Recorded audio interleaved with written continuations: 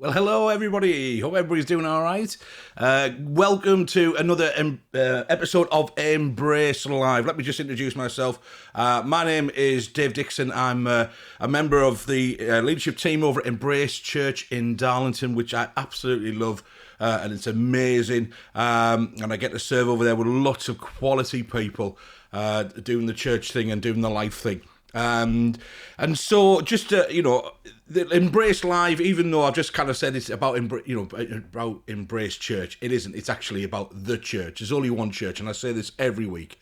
And really, Embrace Live is about highlighting just how amazing God is, what amazing things God is doing in our area across the Tees Valley, Northeast UK and beyond, and part of that is I'm able to kind of invite people to come and join me for an hour. We're here every week, 8 o'clock on a Wednesday till about 9.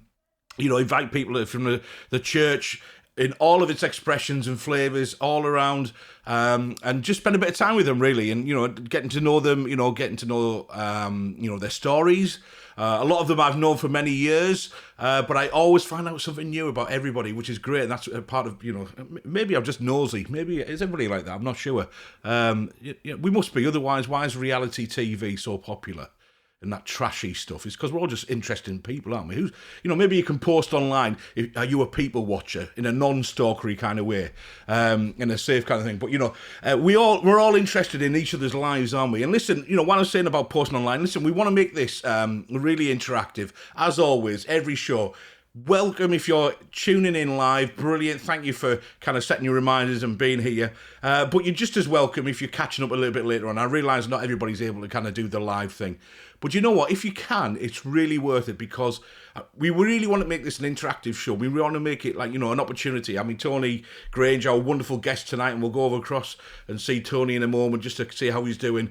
We were just chatting just before we kind of came on air, really, just saying how we enjoyed just chatting, really, and just hearing, people's stories and everything else, and having that kind of informal chat and asking questions. So this is your opportunity to kind of, comment and question as we go through. So I can see Tony's already saying hi. Thanks, Tony. I could just see my comments on my other monitor here.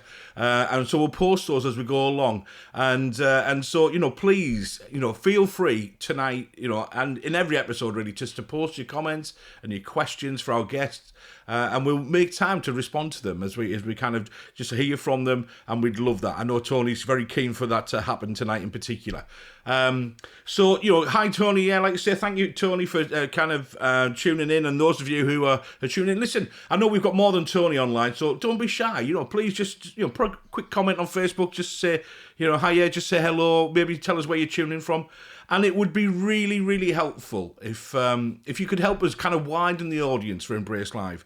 And just, because it is about the church. And like I say, it's about God doing amazing stuff through his amazing church, amazing people. And we want to, broaden that. Even the people, maybe you've you've stumbled across this live stream as you're kind of flicking through your social channels, and you might not even do the church thing at all. You might not, be in that kind of relationship. You might not know Jesus at all, and lots of different things like that. I mean, listen, we want to, we won't bash you over the head with a Bible. We just want to share a bit of, who Jesus is, demonstrate his love for you, and how he's making a huge difference, how he's transforming our lives. And transforming, it's a present tense, it's a process. We are not saints. We are not, angelic in any way. I'm just looking at Tony. Maybe Tony might be, actually. I'm looking at my other monitor, see what, maybe he's, we'll see. But, obviously we just want to kind of encourage you, just want to, connect with you, really. And so, listen, it'd be really helpful if you could do one thing for us, actually, just to help us, as well as sharing on your social channels, this link. So do that now. Get sharing now, please. That would be brilliant. But also, it would be really helpful if you head over to our YouTube channel after this, or during it, if you want to do a bit of cyber slacking as you're listening, and just subscribe to our YouTube channel, because we'd love to be able to have that address on there. YouTube works in that you need a certain amount of subscribers before you can get your own dedicated address, and the one that we're after is that one on screen. But we do need people to head over, do the usual kind of things, subscribe, hit the like button, hit the notification bell, just so you can keep yourself updated. I tell you what, I've rambled on already. Why don't we just head over to Tony now, just to see, actually, I can see by the other monitor to see how he's doing tonight. Actually, it's just to kind of occur to me as we head over to you, Tony, just to say hello. Looks like we couldn't get Tony Grange tonight. It looks like he was, so Conor McGregor's filling in for him. Maybe you get that one a bit too often. Yeah. I thought I'd had a bit of glamour with the lights and my sunglasses and things like that. I know you're used to having the likes of Pete Conroy and John O'Connor, so I thought I'd glamour it up a little bit. Yeah, you're definitely doing that. Yeah, definitely a big improvement there, mate. Absolutely. Like you say, I mean, there's only so much I can do with my software on here, but I don't actually do anything on here for you. Absolutely. Are you doing well? Are you okay? Yeah, I'm doing spot on. If you are wondering, I've got conjunctivitis. So to stop me being sick, I thought I'll wear the sunglasses, and it's helpful for me too. Yeah, we understand that, mate. Like actually, stop us being full facial mask would have been better, but thanks for making a bit of an effort. That's all right. Cool. All right, listen, Tony, I'll come back to you in a minute. It's okay. Just let me just kind of ramble on a little bit. But there's Tony. Listen, it's a great opportunity tonight. Okay, we're going to hear Tony, an amazing guy that he is, and his story and what he's doing. He's again, how he's living out his relationship with Jesus, and how Jesus using him in loads of different ways. And this will be a great opportunity to do so. If you haven't already, share this stream link with your friends and your family, particularly those who don't know Jesus. All right, and don't. Just get sharing as many people as possible, all right? Wherever your social groups. If you are a churchgoer, it would be really helpful just to kind of, spread it, like I say, the word in your socials and for your church, kind of, so if you've got a group or a page, why don't you whack it on there as well? That'd be really helpful as well. Because like I said, we want to celebrate everything that, God is doing in our area through his amazing people, the church, all right? Tony's already got a bit of a fan club going on with, Tony Grange, that is, got a fan club with Tony Fraser from Embrace Church, who's already showing the love for the shades already. So that's good stuff. It's, maybe I should have brought mine. I don't know. There's only so much you can do with this. It just seems, actually, I don't know whether it's a visual effect, but I seem to be getting whiter or greyer on the top. I don't know whether that's, maybe I'll have to look at what the filter is that I'm using. Okay. So I'm going to run this leaders intro, a little bit of an intro, and then we're going to head over and we're going to, obviously listen and chat with Tony throughout the session. All right, throughout this show, should I say. So here's the leaders intro, and then we'll chat with Tony. Here we go.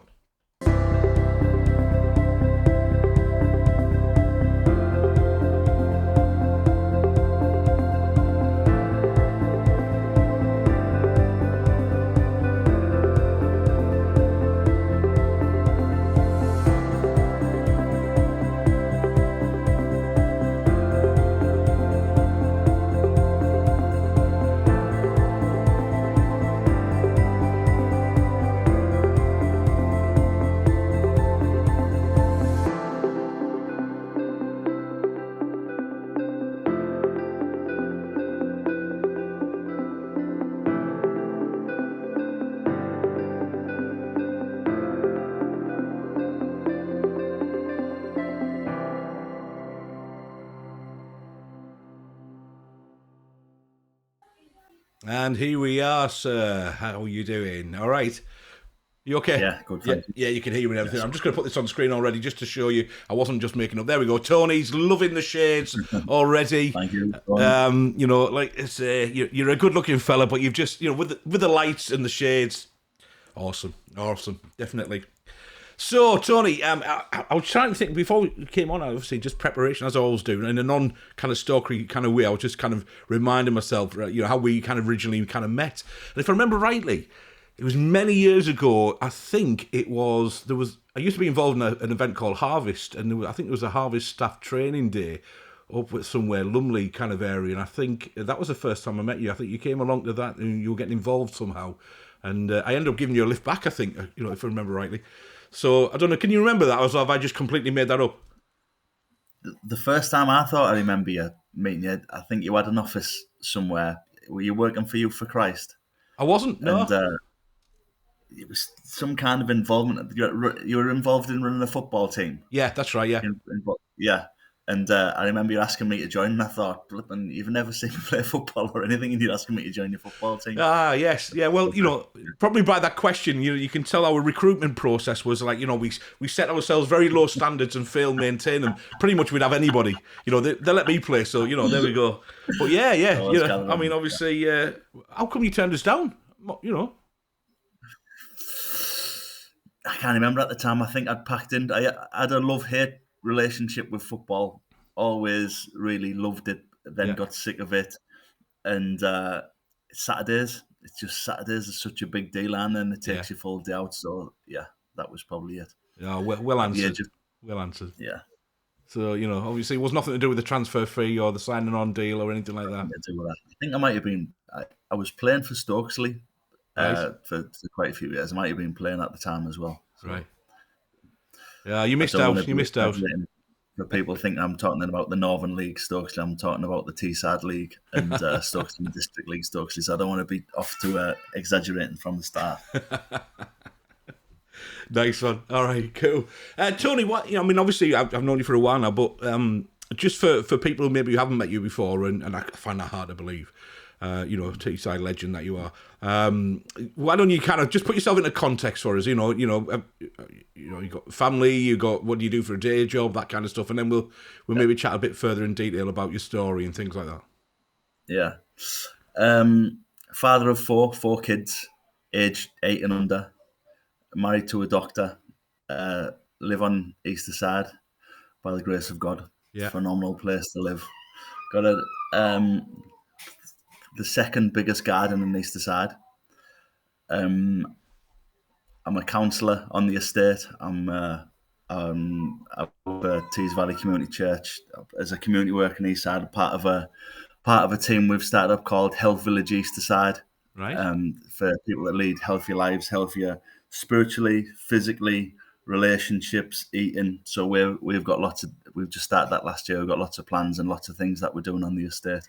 Nice one. I'm a counsellor on the estate. The mayor's got a chief executive team. If you know what that means, he's got like a handful of people, and they've all got different roles. Man is neighbourhood safety, so to help Middlesbrough be a safer place, basically. So working in the estates, working alongside the police and things like that. So all of Yeah. that keeps me very busy. Yeah. And Sounds like you.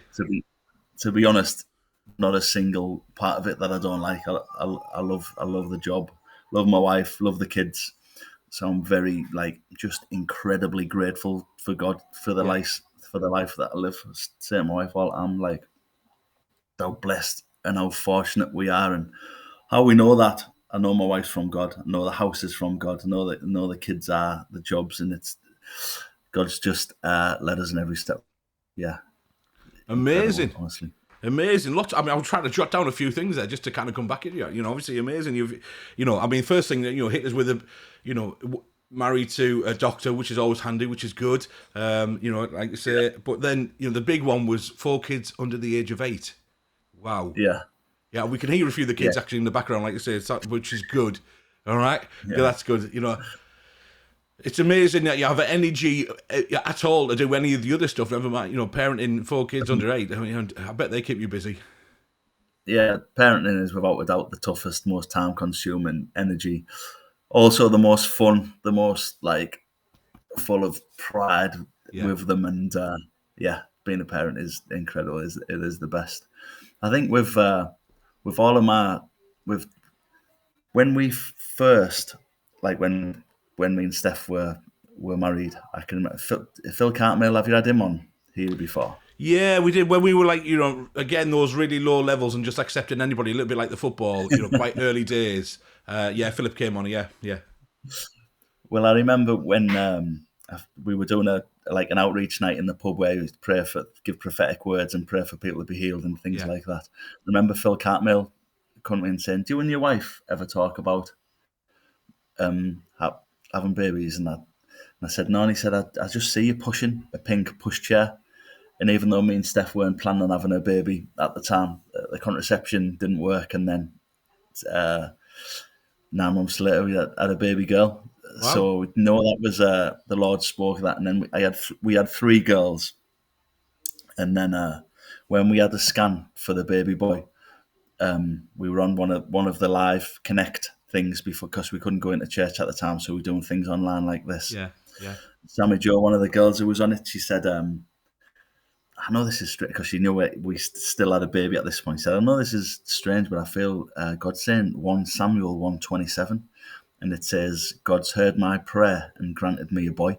Right. And I'm like, amazing. We've been praying for a boy, and just today we've had a scan. It was the 12-week scan, but it was too early. But we know all the kids are just a pure gift from God, and having a boy, as much I wouldn't change the 3 girls, but having a boy is just the cherry on the cake. Yeah. Yeah, nice one, mate. I can't relate to that. You can't, because I've got. Well, I was going to say unfortunately. I shouldn't say that. No, they are absolutely amazing. 4 girls in Dixon Towers, and so I haven't got a lad, but there we go. I'm more than happy with obviously those wonderful kids that I've been blessed with. They're not really kids anymore, most of them. Like I said, all grown up. Certainly not under 8.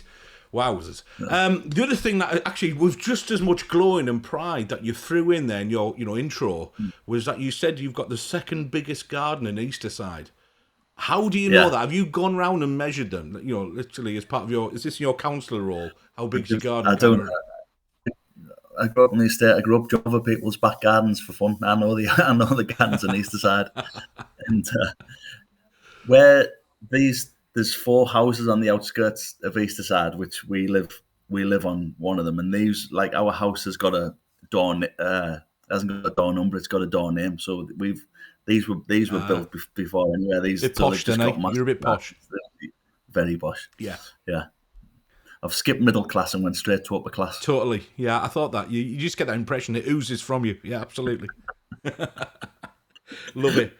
And then obviously, I mean, it'd be good to talk a little bit more about this in detail, but you mentioned latterly you've kind of got into you're a counsellor for the state, which is amazing, and it'd be great to hear how that came about and your thoughts and what does that look like. But you said that you're kind of responsible for neighbourhood safety. Does that mean you're an enforcer? Is that you're going around and just making sure everybody's behaving themselves? It's better than that.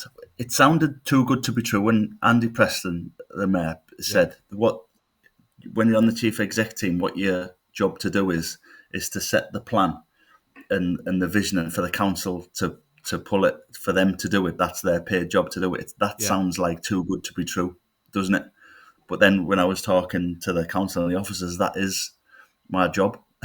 to come up with an ideas to make Middlesbrough a safer place and a better place to live, and for the council to do it. So it's honestly a dream. It's incredible. Amazing. And, well, I'll tell you what, why don't we chat a bit more about that a little bit later on, because it'd be great to hear a little bit more detail about that.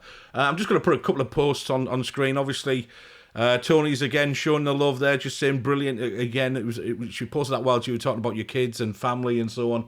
And then obviously just to kind of balance things out, because we don't want to be too gushy on here, the amazing Mr. Paul Saxton, obviously just for his encouragement, posting that on there for you. I just thought you can, as the enforcer, maybe sort him out later, whatever. Well, I can remember doing a Christian Union in Paul Saxton's school, and the kids never called him Mr. Saxton. They just called him Saxton. So if I was a teacher, I wouldn't have put up that. I think we could have laid the law down a bit more. Yeah, definitely. I'm a teacher, and they definitely call me Mr. Dixon. So I always say some of us have got standards, not just Saxton. There we go. Tony White. I mean, obviously, it'd be great. You've told us a little bit about your life now and what you're involved with and how amazing it's going in the different roles that you've got. But it'd be great to hear your story, really. And by that, I generally, maybe people are tuning in or catching this who don't do the church thing, really. When we talk about our stories, it's a little bit, like your life story, but in particular, how did you get to that point where you made that decision to, to believe that Jesus is who he says he is, and that he, again died and on the cross as we come to celebrate Easter this Sunday, and but then rose again and saved, did that for a reason, and the reason is to build a bridge across the gap that was made by sin back to the Father. And so again, how you came to that point where you kind of said, yeah, I believe you. Again, I'm going to live my life for you, Jesus. What was circumstances like before that? How did you get to that point, and what's life been like since? Those kind of general three questions is what I ask. I think I'll never remember not believing in God. I always used to pray. I'd never knew another Christian. I'd never been to church. I just believed the Bible, even though I'd never read it. So as weird as that is, Right? Yeah. probably as a young man, used to love boxing, love fighting, loved women, loved drugs, loved partying, loved dance music. So I loved enjoying myself. So however I could myself, I would do it, and probably take that to extreme. That was quite short lived for me. Yeah. Not the boxing, because I always felt there was goal and things. But in terms of pleasure and sin, it had a short shelf life for me. It wasn't fulfilling. I started off thinking it was the best thing ever, and this is the meaning of life. But then the fun went quickly. Yeah. And I can remember I was on a night out in Middlesbrough, and I'd had a fight with a bouncer, which probably tells you the way I was living at the time. I was walking through Middlesbrough town centre, and there was a bus, and they were giving out soup to heroin addicts and prostitutes, drunks like me and my friends. And they were talking about Jesus like they knew him personally, like he was a friend of theirs. And I was really fascinated. Like I was just hanging off every word. Right. Yeah. And what really stood out to me as well is Middlesbrough on a Friday night being a rough place. Everybody was torturing them. Everybody was taking the mick out of them.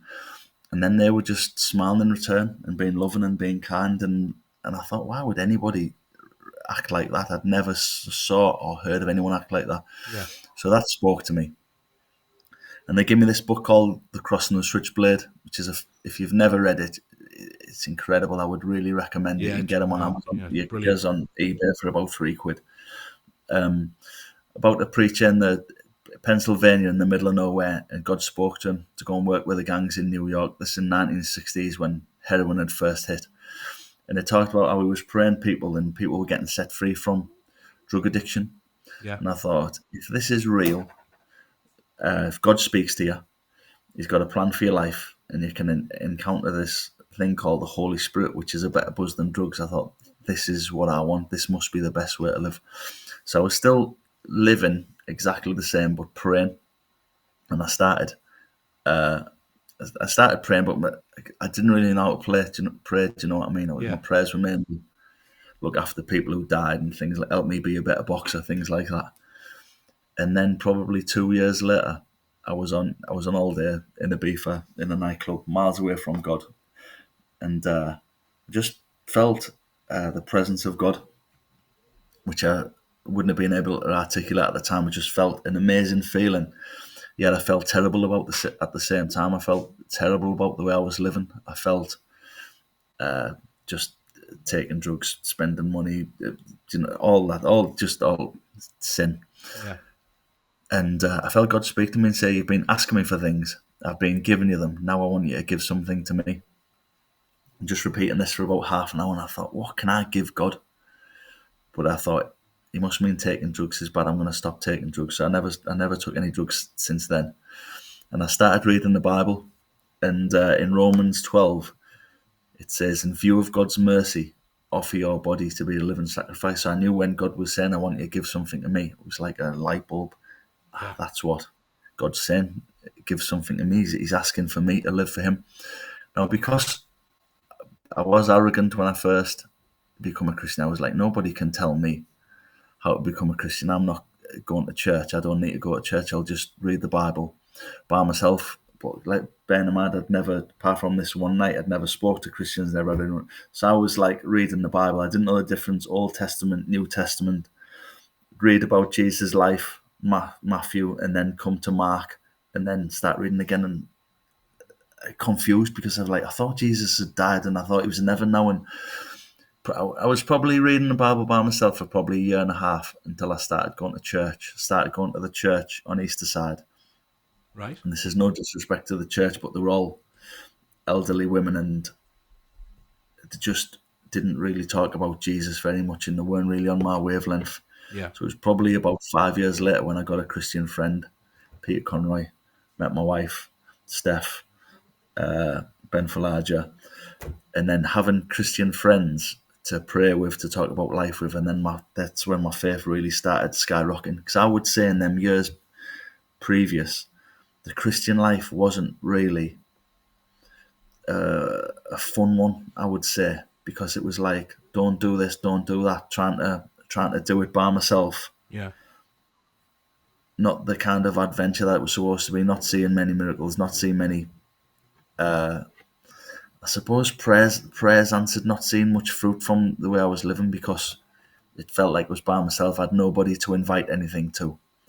So yeah, so when I become part of Tees Valley Community Church, I really do owe them a lot, because when you've got a brotherhood and a family and resources and something to invite people, that's when my faith really started taking off. That was about 2007. Right. Yeah. Let me let me just ask you a couple of things on that. I mean, obviously, it's interesting that you always believed in God. You always believed in who Yeah. you thought God was, and like you say, growing up and stuff like that, and then getting involved in lots of different things, kind of living a lifestyle which wasn't very godly like, and enjoying yourself and partying and so on, and Yeah. and so when you met these people on the bus, was it that teen challenge? Was it a teen challenge bus at the time? Yeah. Yeah. Was Go Peter on, Teen Conroy Challenge. on there at that point? Peter Conroy was there. Yeah. Yeah, but he wasn't the one. He wasn't the one talking to me. I have never actually met the lad who was talking to me. Right. I only remember Pete Conroy because he's got very distinctive eyes. So he's like, come on, I can't They're open my eyes beautiful, aren't they? Yeah, absolutely. he like You just get come lost in his eyes. directly in and say something, and then Yeah. I just always remember. Yeah, Yeah, it's interesting. But like you said, everybody was kind of giving the abuse and torturing them, and they were just loving on people, really. Again, just taking it and smiling and giving out the soup and so on.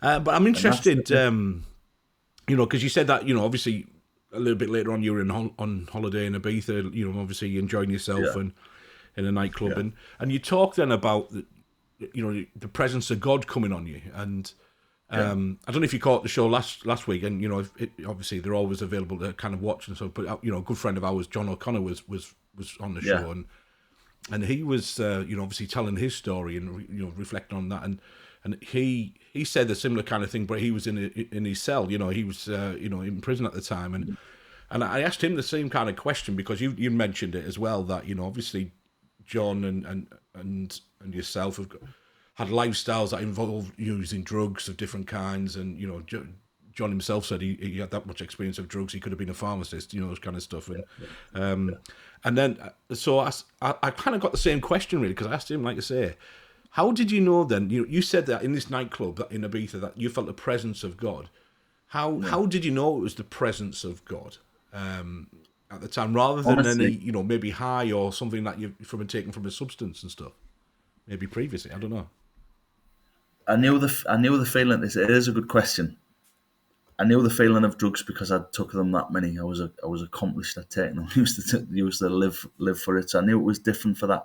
But if you would have asked me Yeah. the next day what happened, I wouldn't have been able to articulate it. I wouldn't have been able to say it like I've said it there. Yeah. I knew something had happened. I knew I never wanted to take drugs again.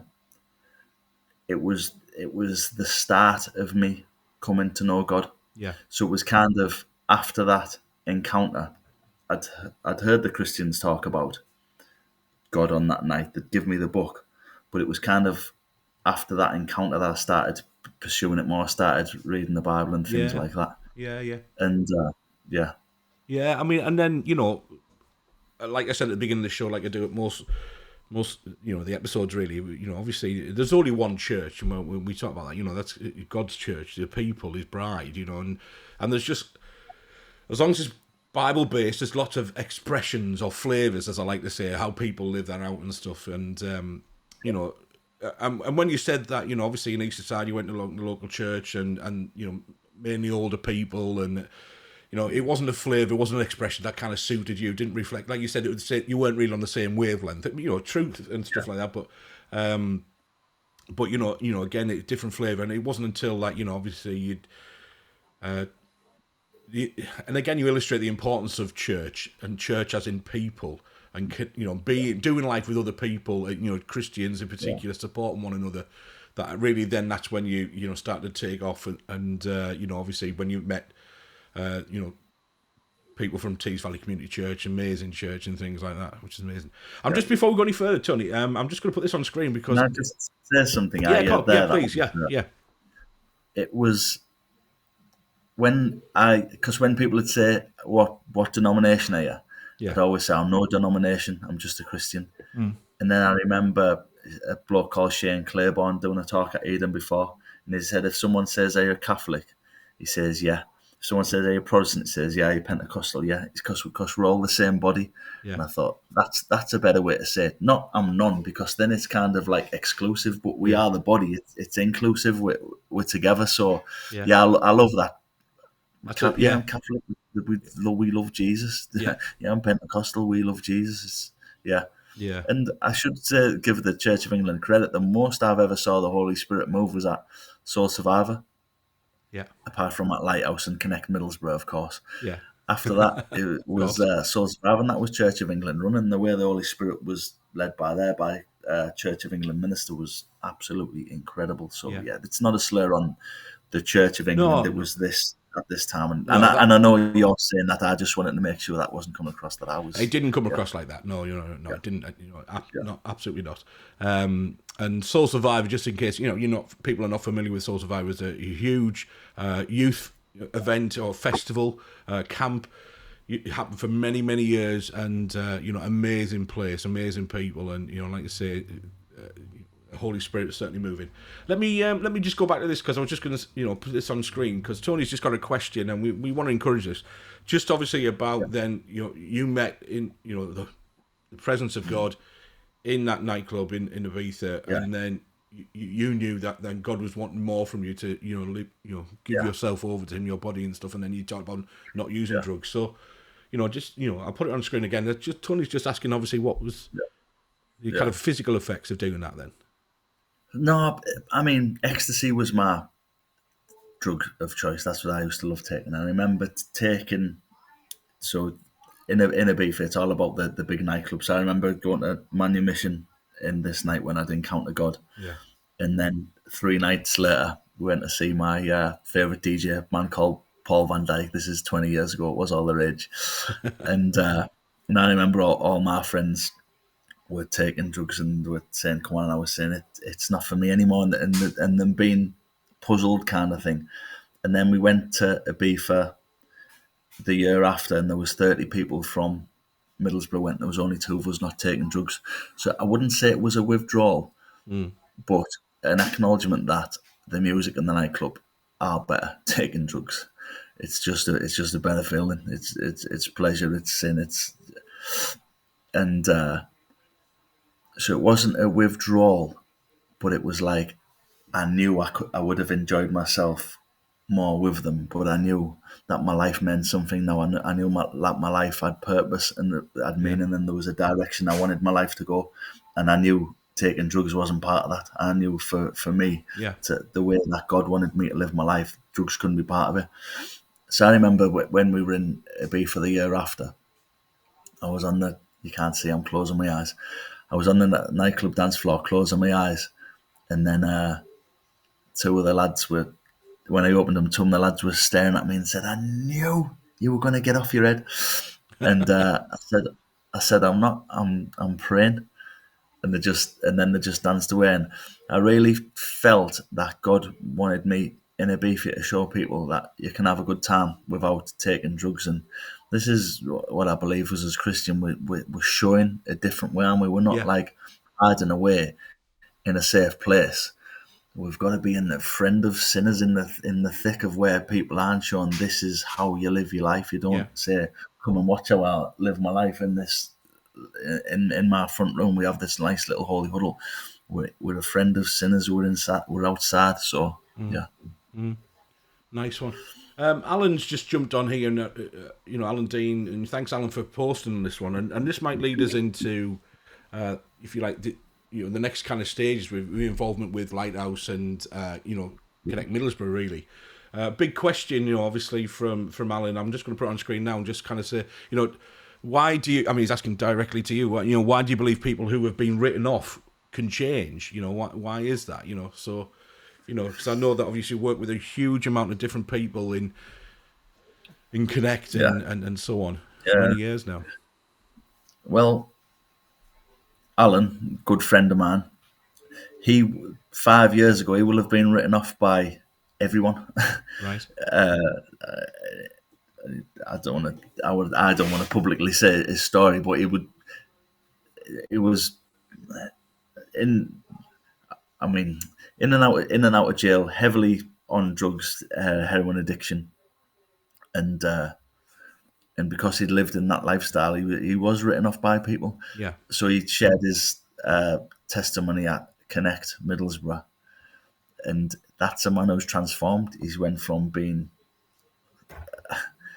probably untrustworthy by the people who were closest to him to being a father of two, married. Do you know what I mean? Somebody who would say, I trust this man looking after my kids and looking after my house while I go on holiday for 2 weeks. Do you know what I mean? He's become so this is the transformation about the Holy Spirit. So for me, the Christian faith, I thought you explained it very well at the beginning. God's made the barrier so we're no longer there. So we've got this tight relationship with God. Yeah. But we're not this close to God anymore. We're this close. We're one with Him. Absolutely. My spirit and God's spirit are like this. We're never going to change. So in a relationship with God, praying, reading the Bible, worshiping, my spirit's entwined with Him. So it's the Christian life is about transformation. So for a Christian to write somebody off, I know people don't like ranking sins. I don't mind ranking sins. I would say writing somebody off in terms of being disgusting, it's got to be like in the top 1%. As a Christian and believe in the gospel, it should never be part of our language. It should never be the part of where we see people. Love hopes, love sees the best in people. Absolutely. We've got to see the best in people. So I recognise if I aren't as intimate with Jesus, the first thing that goes in me is losing hope in people. Mm. I'm just like, I can subconsciously start writing people off or forget him. There's no point. He's let me down again. He's never going to turn up. They're never going to change. Yeah. And as soon as I start thinking like that, I'm like, I need to start getting more intimate with Jesus. And for me, it's only intimacy with God that can make you see like that. It's not like a Tony Robbins self-help book. I'm gonna start seeing the best in people. Yeah. It's a God thing. It's a relationship with the Lord. So I would expect people in the world to write people off. Of course, they don't know anything else.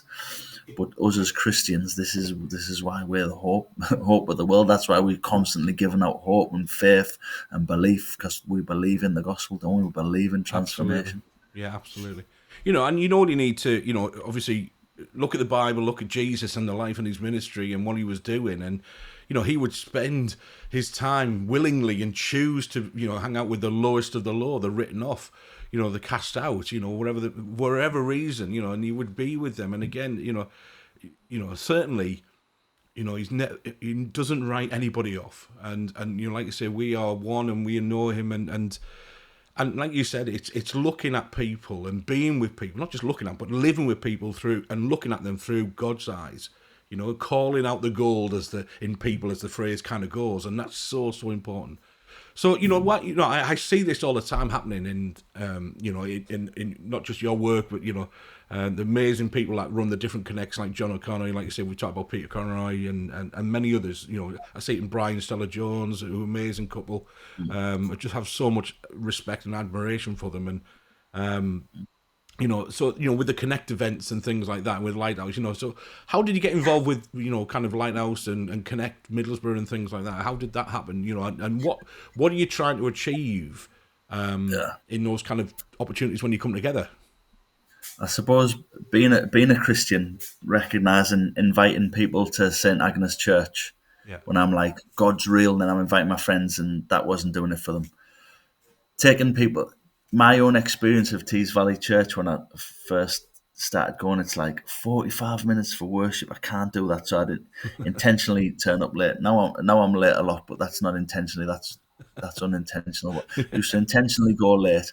Like, how can anybody talk for 45 minutes, and how can you pay attention? I don't know if I've got ADHD. Looking at the symptoms, I think I've got it without undiagnosed. Sitting there would be incredibly awkward. I love listening to sermons while I'm washing up, while I'm in the car, but to sit still, Yeah. torture. So I found church like incredibly difficult without wanting to exaggerate too much. Yeah. And then I'd done the Alpha course, which is actually what got me connected into the church. And I thought, this is amazing. It's built on food, it's built on friendship, it's built on conversation. Yeah. So I'd always thought I'd love, and I hate Sunday morning. I hated getting up for church on Sunday morning. So I thought, I hate Sunday morning. What I think works is Alpha style. I think we all learn better in conversation. I think Yeah. we grow better in friendship. So I thought, rather than a church being set out from the front, from in rows looking at the front to service, someone's teaching you, which psychology will say you only take 5-10% in. A better way we learn is conversation and growing and asking a question. I don't fully understand that. Will you grow? Will you talk a bit deeper on that? Yeah. And build relationships. I don't believe the way Sunday morning's set up that you actually build relationships. Generally, you don't know people and you want to get out. An awkward cup of tea doesn't really do at the end. Yeah. So I'd always thought of a way that I wanted church to look: food, conversation, worship, and then when I'd went up to connect, I was like, "This is amazing. This is," without being able to say what it was, what I wanted. They'd done it there, Yeah. and then was from an Alpha course we've done with some of Alan Dean's cousins and relatives. We wanted to start something Lighthouse and Junction 42. We're like, let's have it as a Middlesbrough Connect, but I wanted it in Easterside, and I wanted kids being able to come. Yeah. And Junction 42 wanted it no kids in the town centre, so we split, but we were more like a little brother than a, do you know what I mean? Than a proper them leading us. We were more like a little brother relative kind of thing. So they were still helping us out without being official. And then that's why we set it up like that. And then St Agnes, the building that we were using in Easterside, has closed down. It's getting demolished. So we thought this would be an ideal time to do it in adults only. Yeah. Fully in partnership with Junction 42, and that's why we moved to the town centre. Yeah. Yeah. I mean, obviously, I've been fortunate enough to kind of come across and, lead the music kind of worship aspects. And, again, amazing, just the strength of relationship in there. And, like you say, it's just reflecting. I totally agree, actually, and thanks for saying that. And, obviously, it's quite. It might have a few people raising their eyebrows about actually, like it says, you're right. You don't get to know people in a Sunday morning service, in the way that it is. And actually, it's quite a passive kind of experience in the sense that you go in, you say hello to a few people, maybe some awkwardly, like you said, and you sit and you listen. And it's not an active experience, and that might work for some because again forgive me, I'm in education, I'm a teacher, that might work for some. But the majority of people, like you say, you don't learn that way. You can only take in so much. So the opportunity to interact, to talk, and again, we've talked many times on these from different people on these episodes about just how amazing Alpha courses are. Where like you say, the big motivational factor of food. First of all, it's natural, it's welcoming, smaller group discussions, and you get the opportunity just to have a chat with people, and really ask those questions. And like you say, tell me more about this and what about this. And so, listen, if you don't do the church thing and you have questions, great. Get in touch. Just drop us a message. DM us, whatever it may be, because we'd love to connect you to an Alpha course or something. That churches do them many different times and all in different ways. But there's an opportunity to ask questions. Get in touch. I'm sure we'll share a little bit later on about Tony's contact details, but whether it be with Tony, whether it be myself or wherever, we'd love to kind of just chat with you further about that. And I love it, that cafe style kind of church works for me, and this is what I said earlier about, isn't it, about expressions and flavors and different ways of doing that, and it suits different people. But yeah, like you say, I totally agree with what you're saying and so on. So it's great that obviously Lighthouse and we heard all about the amazing Junction 42 organisation with John's episode last week, and John Searle's been on previously as well, who's with Junction 42. And so, it's amazing, again, how that's working and so on. So, interesting that transition. Actually, I didn't know that on transition from Lighthouse and then into kind of Middlesbrough Connect and so on. Now, I'm seeing in Middlesbrough Connect loads of great footage. I've not got across there yet, but I'm looking forward to the time when I can. And just, I've seen loads of great footage just recently of, that just people obviously recording it and sharing on the social channels like Facebook and so on. Just the amazing kind of stuff that's incredible. happening. I know you would expect me to say that, but it's incredible. There was probably 2 weeks ago, worship. I was like, I can't remember enjoying worship this much. It was just unbelievable how good it was. It's just, and we probably get. We have a lot. You can imagine putting food on in the town centre. We have a lot of people in there from the hostels and who are homeless, and it seemed like they're addicted. But some leave after the food, but loads don't. And the way they continue to engage in the worship and through the talk, it's a miracle in itself, really. And to see people worship like that, it's just a different noise from church. It's more like a football, kind of. It's cool. It's class. Yeah, it's interesting. I mean, it's great. First of all, that like you just said there, because of the food and. You're meeting people with lots of different kind of backgrounds and challenges and issues and like you say, in circumstances, maybe living in the hostel, etc. And it's, but it's demonstrating like Pete did, like the other guys that were on that bus in Middlesbrough, that when you met them, giving out soup and they were being, just demonstrating the love of Jesus and in a practical kind of way of feeding people and just, loving on them. And then, like you say, it's great to kind of be able to kind of build relationships, and that's why I joined Tees Valley Community Church, because they were giving out on the Alpha course, they were giving out food, and I thought if a church is prepared to pay money for people who aren't Christians to come in, and now I realise all churches do this. I thought that's just incredible. Just how generous the church is. There seems to be there is a mindset in the world that the church just want your money, and it could not be further away from the truth. Yeah. Every single church that I'm part of, they're always looking about how we can bless the area. It doesn't matter with food, with time, with youth clubs and whatever it is. The church is the most generous you could possibly imagine. If you think of how much every day of the week, and I know before COVID, every day of the week in Middlesbrough, 2 and 3 times a day, churches were giving out food, and that's out of the church's pocket. Churches are so giving, it's unbelievable. So it's attractive. How generous the church is really is attractive. Yeah, I mean, obviously, I don't want to exaggerate as well myself, because I'm not entirely sure all of the statistics. But nationally, there's a huge amount of food banks. Because again, the circumstances that people feel or find themselves in for whatever reason.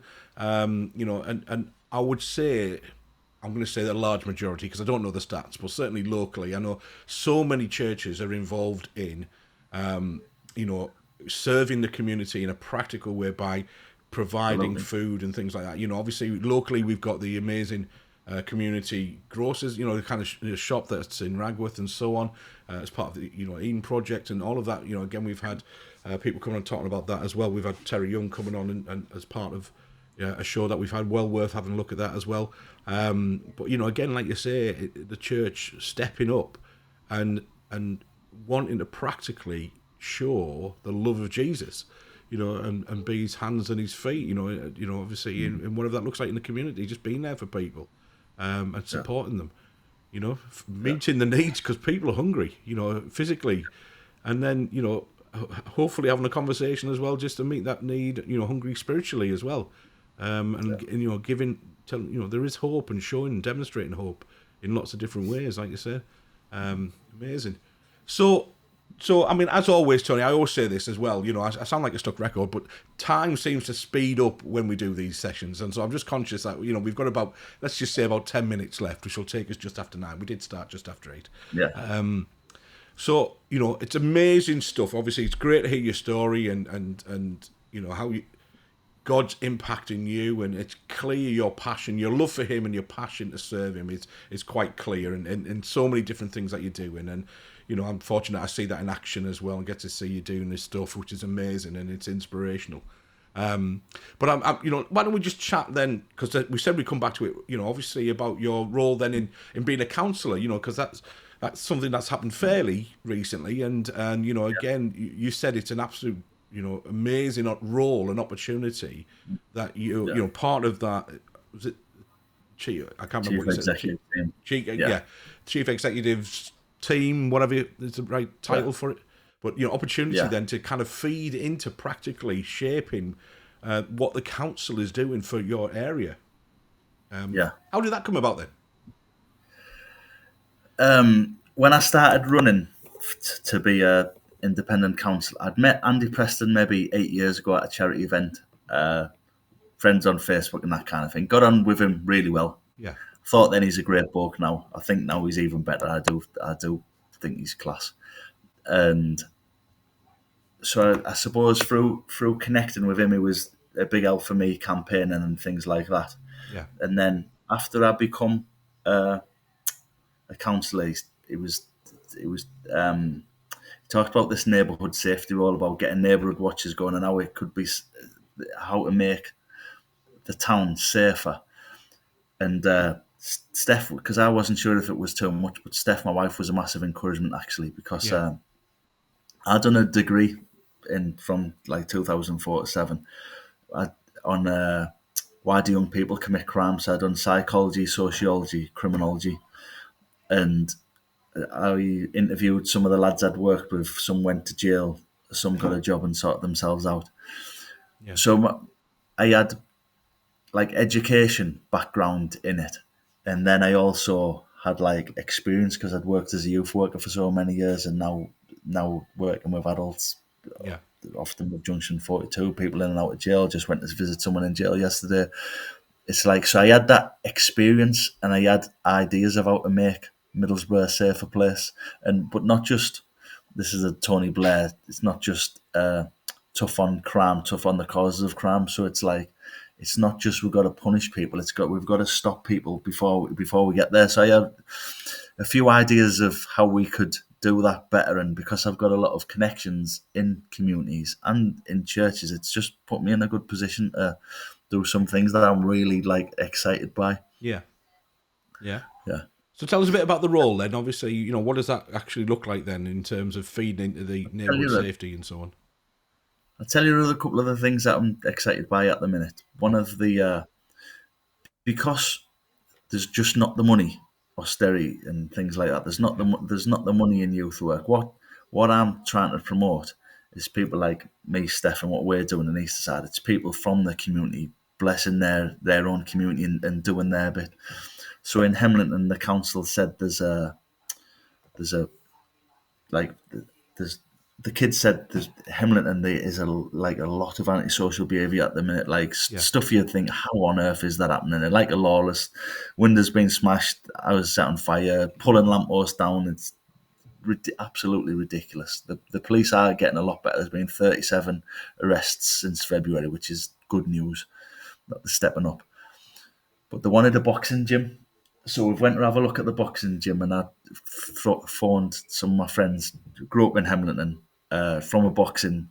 Out of the 4 of the lads, 3 of them are Christians. So we've been meeting with them to get a boxing gym going in the area. And I thought, how amazing is this? Just from connections, from boxing, from church, that we can get lads in there. So we're going to get this Hemlington boxing gym up and running. I thought, I've helped that happen. That would have just been an idea from the council, and we want to do this, but we don't actually know how to do it. But because I've got the contacts and know people and things like that, just being able to get that going is incredible. Some of my friends, 2 lads who are baptised, one 5 years, one a couple of years ago. They were running a youth club in Groville. Absolute chaos. The right thing, the right lads, but just a bit safeguarding, not quite there. And again, it got took off of me with a stumbling block, but through the Genesis Youth Project, I've got a good relationship through the council. Them just being able to, that looks like that's going to get up and running again in the next month or so. Fantastic. So again, it's been in the position, this having a role, neighbourhood say, like, people listen to you. It's just, they do listen to you and respond to you. And in that position, you've got a position of authority and trust. So I'm really like excited by the things that are happening, and you have the things to do. I know Safe Families, I've heard of Safe Families through the church, and I think the idea of Safe Families is phenomenal. Parents who were struggling, me and Steph are luckily, we've got my father-in-law living with us now, my mum and dad live around the corner. Having a close family unit is so important. For some families who don't have that, I think, how do they cope? It must be such a struggle. Yeah. But to have someone like Safe Families who would get alongside, I'll take the kids for a weekend. I'll give you guidance on be a better. But a lot of the people just don't know about it enough. So what I'm encouraging with the council is, let's shine a light on Safe Families. Let's encourage volunteers to come in and get on board. Let's us as a council, let's promote it. Let's take away any stigma where the to do with social services and we're going to get in trouble with this. No, they bless you, they encourage you, they help you, they support you. And I think, like I say, there's a couple of things that I'm involved with, but it's more like the years of experience as a community worker and having ideas. Yeah. But now having the resources and the people to do it, it's just, it's very exciting. I do love it. It's amazing, mate. It really is. And so, how long are you going to give it before you run for mayor? When Andy steps down. All right. You've got a lot of respect for this guy, I can tell. Love it. So listen, I'm gonna just kind of put your contact details on screen because and that'll be the kind of full view of you, really, of yourself, because we've heard so many great things, and again, it's exciting, it's inspiring to hear you talking about what you're involved with the council and so on, as well as Connect and Junction 42 and everything else. How can people then support you? How can they support Connect? How can they support you in your role as a councillor and things like that? How, what's the best way to kind of do that? Connect, it's most Christian ministries, what they rely on is people, prayer, pounds. Yeah. People, prayer, pounds. Come to Connect, it's to be part of it, isn't it? It's to come and get stuck in and join. And I think what tends to happen, what's always happened in my life, is you join something and then it's step by step. It's not generally, I say, right, I've got a role for you. Yeah. And you come and do it. You come and see where you fit, don't you? You come and join in, see which person you connect with, see where there's a gap, see where there's a stirring with you. Yeah. If you love Jesus and you love people, I would encourage you to come and get alongside Connect. There's so many people, so many broken people who come who need an encouragement, who need someone to get alongside and meet from. There's no way that I can be meeting people, and a lot of the people in there with the same full-time jobs, families, were looking for people to come out and get alongside it. I would particularly say retired people. If people have retired and you come to Connect and see if we could get alongside. Yeah. A lot of people who are retired or middle class, they say, they don't relate to me, or they're not the same, or I can't understand the background. But I always say the same thing. If you think about who's had the biggest influence in your life, who is it? Who's had the same hobbies or the same interests, or the person who's listening to you, and the person who loved you, the person who's there, the person who's there to guide. And so I would just encourage you to come down and see where you fit, see if there's a hole, see if there's a part, and don't come 1 week and say, I want to do this. Come and be part of it. Come 4 weeks, 6 weeks, and immerse yourself in it. Yeah, nice one. Yeah. So, obviously I'm just conscious of the time, Tony, like I say, it's about 9 o'clock now, but I just want to put a couple of things on here already that people are commenting. So Tony Fraser, again, I just put that on the screen, again, she's, like many of us have found it really inspiring. Thanks, Tony. So, again, thank you so much for sharing that. And I just want to put the comment on as well by Alan Dean as well, who's kind of commenting. He's just, again, just appreciate you for what you do, and then you're making a big difference, and you can see that, and you can tell. making a big difference to a lot of people. And it's amazing, mate, obviously what you're involved with and what you're doing, and the opportunities that God's providing for you. He's using your, like you say, the gifts that he's given you, your skill set, your experiences, your contacts, and to make a huge difference in the community. And like I said right at the very top of the show was Embrace Live is about celebrating what God's doing through his church, through his people across the region, across the land, across the world, and again, it's been a great episode to hear your story and what you're passionate about and excited about, and what the impact of that is, which is great. Yeah. Thanks, Dave. Thanks for having me on, and thanks for what you're doing. It's shining a light on these different ministries across the town. There's so much good news to be shared. There is in Teesside. There's so much good news, and it's helpful for people to hear it. It's a last thing I was talking about today. One of the things I want to do with the neighbourhood safety is as a resident of the month award. So what we're going to do is in each ward have a resident where they get an award. It might just be I go do my neighbour's shopping for the week, and or I take my neighbour's bins out and things like that. But I think shining a light on things like that, it lifts things. It's encouragement, and that's what you're doing here. It's an encouragement that we, as Christians, we need to keep being encouraged. God is moving. God is doing different things. There's a lot of different flavours, expressions, and it's exciting what he's doing in Teesside, without a doubt. It's amazing. Yeah, absolutely. And that's a big part of the vision for Embrace Live is not, hopefully people don't get the wrong, it is about exactly what you've just said. It's not about promoting Embrace Church in Darlington.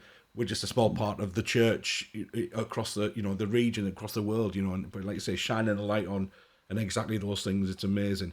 Thank you for giving up your time tonight. I know you're a busy fella, and I know we've kind of had to jump on over a couple of dates, and we got there in the end, which is great. So I think if you and John O'Connor are problematic people in my hit list no, that's not true. Just trying to tie down to dates, but it's great. We actually one after the other on the same week. It's amazing. I know you're amazing. Bless you, mate. Well, if you hang on, I'm just going to wrap things up now. But it'd be good to just quickly chat with you afterwards, if that's all right, when we go off air. All right. Thanks, David. Bless you, mate. Thank you for all that you're doing. All right. So, just what an amazing, like to say, opportunity there, just to hear from Tony and his story. But like we've just been talking about, shining a light on what God is doing across the region through his church. And if you want to get in touch with Tony, like I said, I did put his contact details on Facebook. It's probably the best way to do that. We said just do a search for Tony Grange, and you'll soon see him obviously on there. Don't get him confused with Conor McGregor. Like I say, that's a different guy. He is laughing. That's okay. Phew. So obviously get involved. Like Tony said, we connect, follow them on socials. Like I say, get yourself down, just see where you fit, and so you can get alongside people. And it's great to a great organisation, like I say, to be able to kind of practically demonstrate the love of God. Meet the needs. Hunger, etc., spiritual hunger as well. All right. So, like I said earlier, it'd be really helpful as we kind of wrap up for tonight if you can head over to YouTube and just do a search for Embrace Church Darlington. Just subscribe to our channel. If you want to know more about Embrace Church in Darlington, we'd love to kind of get in touch with you. You can head over to our website and have a look there. Obviously, you've found us on our Facebook page, so feel free to drop us a message and things, whatever you want to do. But like I say, actually Wednesdays 8 o'clock. There's a little kind of about some of the people coming up. Some of those are featured already. Wonderful people. I've got many others. In fact, like I said last week, and I'll say it again, set your reminders 8 o'clock on a Wednesday, because I've got people booked in every week now until end of July. We're into August, and I'm thinking September as well. So, I will take a bit of a break in August, but maybe do a couple of pre-recorded ones whilst I'm at my jollies somewhere. But listen, there's loads of people coming up, because we just want to, like Tony said, I love that phrase, shine a light on what God is doing, all right, and celebrate all that he's doing and the amazing people that make up his church in our region. Okay, take care, have a really good week, bless you, feel free to get in touch. It'd be lovely to connect with you. Take care, bye-bye.